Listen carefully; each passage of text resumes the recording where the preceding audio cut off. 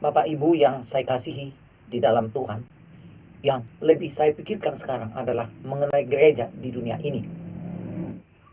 Apakah gereja seperti yang sudah ada sekarang di bumi ini adalah gereja yang memang seperti itulah yang Yesus mau? Saya sedang bertanya pada diri saya sendiri, apakah pelayanan saya, sistem yang saya bangun di dalam gereja yang saya ikut terlibat di dalamnya sebagai kontributor dari pelayanan itu, apakah saya sedang berjuang untuk melaksanakan sebagaimana pelaksanaan yang Tuhan mau? Karena mungkin banyak orang dan banyak komunitas dan banyak lembaga yang memang sudah hampir tidak peduli kepada keseriusan untuk menyesuaikan, mempersamakan fundamental imannya dengan bagaimana semula gereja itu dibangun. Bagaimana semula firman itu disampaikan. Bagaimana semula umat-umat pengikut Tuhan itu mencintai. Bagaimana mereka berbagi kegembiraan. Bagaimana mereka memiliki kuasa yang khusus yang mereka terima dari Tuhan. Intinya, bagaimanakah kesejatian semula itu pada hakikatnya, pada kenyataannya? Apakah itu sedang dilaksanakan oleh mereka-mereka, oleh kita yang sedang mengaku sebagai pemberita Injil, pengajar, sebagai teolog, sebagai pejabat gereja itu? Apabila demikian, apa efek yang sudah kita hasilkan? Apa nilai tambah yang diperoleh orang-orang yang kita layani itu dibandingkan dengan orang-orang yang tidak terlayani melalui lembaga gereja itu? Apa nilai tambah yang telah berhasil kita bangun yang membedakan perbuatan kita dan pelayanan kita itu berbeda dengan pelayanan-pelayanan yang lain dari agama-agama, dari persekutuan-persekutuan moral, dari komunitas-komunitas kesadaran akan hukum dan sebagainya itu? Apa yang sedang kita bisa hasilkan? Menurut saya, kita tentu harus memiliki kesamaan sumber dari api yang sama, dari ideologi yang sama, dari semangat yang sama, dari motivasi yang sama, dan dari mental yang sama. Karena ternyata ada fakta di mana ditemukan kejenuhan orang mengenai aktivitas gereja. Ada banyak orang hanya berkumpul untuk menunjukkan identitas mereka. Mungkin ada banyak orang yang sedang hanya menikmati bahwa mereka sudah bisa mengikuti tren gereja dan tren zaman, di mana mereka mungkin sudah merasa eksis sebagai kelompok budaya dan sebagai kelompok agama. Tetapi ketika kita mengukur bagaimana disebut bahwa kita warga kerajaan sorga itu, apa yang kita punyai dari kerajaan sorga itu, dan apa yang kita bisa bagi ke dunia ini, dan dunia ini bisa melihatnya bahwa kita sungguh-sungguh mendapatkan pengakuan sebagai warga negara sorga yang penuh dengan hati yang mulia, seperti dia yang datang dari sorga, seperti dia yang datang dari sorga itu. Apa yang bisa dihadirkan oleh gereja kepada dunia? Ataukah sebaliknya, gereja sedang sama dengan dunia untuk mengambil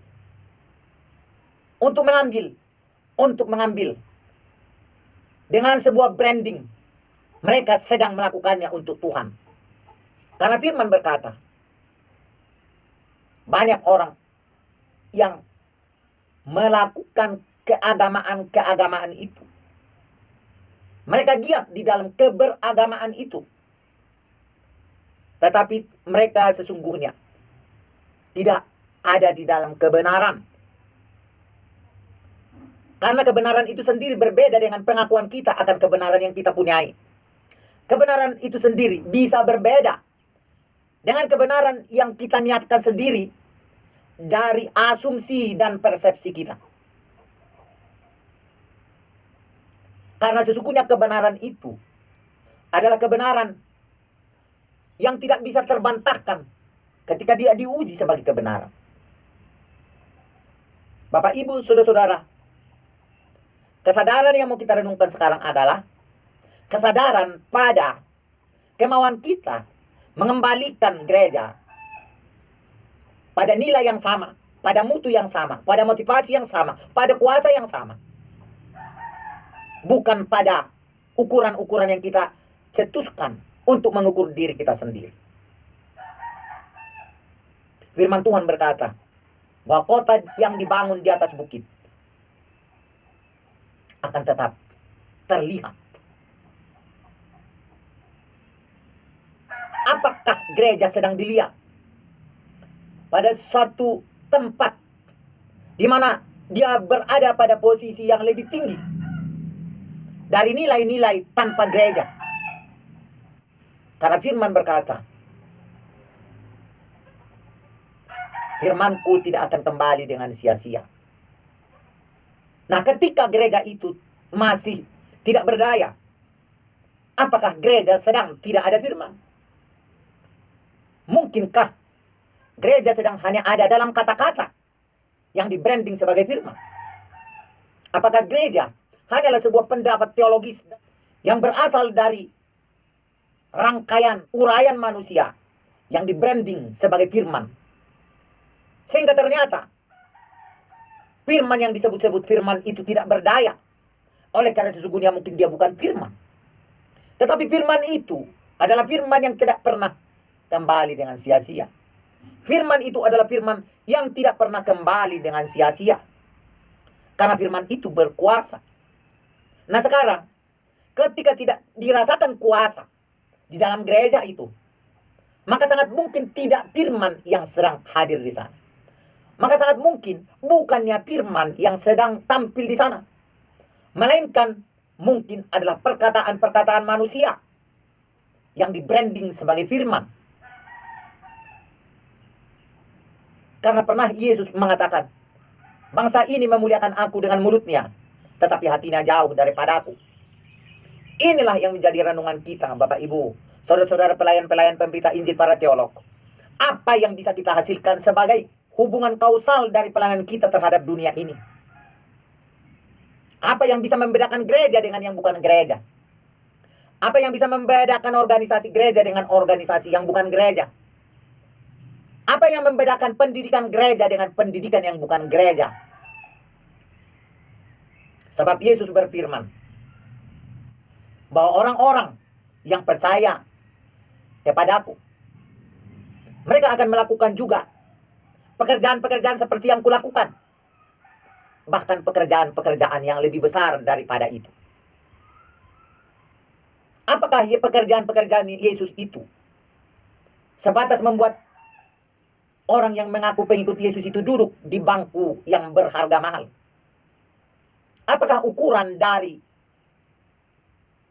yang Yesus kehendaki menyangkut gereja itu, bahwa gereja bisa membuat sebuah liturgi yang diikuti secara rapi, menurut ukuran-ukuran mereka itu rapi, tetapi di dalam penuh dengan tidak adanya kesampaian kehendak Allah? Saudara-saudara, mari kita mencari firman yang hidup. Mari kita melihat dan mengukur bagaimana gereja yang sedang kita lakoni. Bagaimana kita sebagai umat Kristen dan pendidik Kristen dan pelayan Kristen harus bertanya pada diri kita secara pribadi maupun diri kita secara community. Apakah kita sungguh-sungguh berasal dari komunitas yang sama? Sama mutu, sama nilai, sama motivasi, sama keberadaan niat.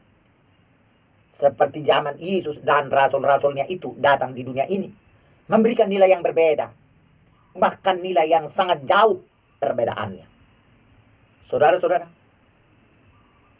pergilah, jadikanlah semua bangsa muridku, kata Yesus. Apakah kita berhasil melakukan itu? Atau kita sedang